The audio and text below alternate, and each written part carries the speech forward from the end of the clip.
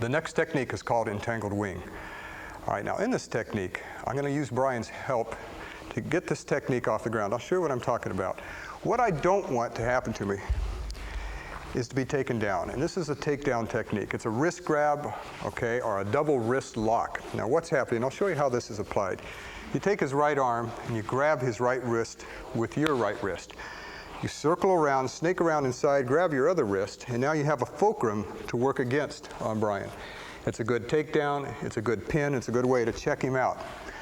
All right, now the dangers of it is if you don't check his depth, and that's his ability to step and manipulate behind you and take you down, you're in trouble. A guy can break your wrist, your shoulder, whatever at this point.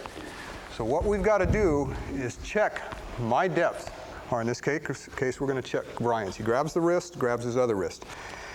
I want to step in and check the knee. If he tries to push past my knee and take me down, go ahead, Brian. It's going to be hard for him to take me down. Not impossible, but it's pretty hard. But I got to check another point, and that's right here.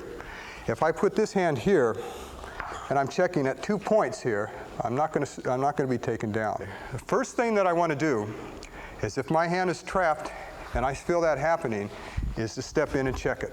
This happens all at once. Watch again. He grabs, and then I move and check. All right, then I grab and turn and break his elbow over my shoulder, and I'm going into a right reverse bow. Now that should arch his back enough and to keep his left arm away from me as I apply the pressure here.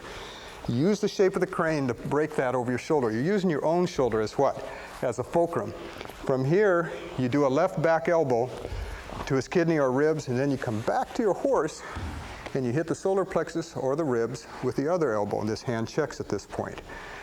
The key to this is, like I said before, is to check it here, then begin your roll. That's important. If you try to roll first without checking that depth, what will happen is you'll bring your hand over, or you'll just start, hold on to me, tighter.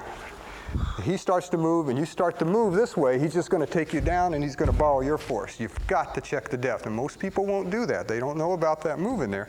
So boom, check it, make your move, make your break, and then come back. All right, now let's take this from the other side. Brian makes the grab. I check the depth right here. I roll. Now you'll see how this arches and exposes the kidney shot, all right, with the back elbow here. Now as I do it, I'm going to have to pivot a little bit. Grab the hand and keep pulling here as you do the other elbow too. You don't want that going in your face. Now, let me explain something to you. If Brian was to come down with an overhead strike on top of my head, I could check it, grab it, and roll into this type of technique. There's a lot of ways you can get caught in this type of thing. There's a lot of people who practice these type of arts. So if I came down and Brian did an upward block with his right hand, and then grab my wrist and just take me into it, that's where I'm going down. That's why I'm saying I've got to know when this is being applied. I've got to feel it as I start to move.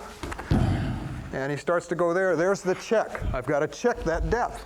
I can't have it go any further, then I move, and so forth. Thank you, Brian. Good.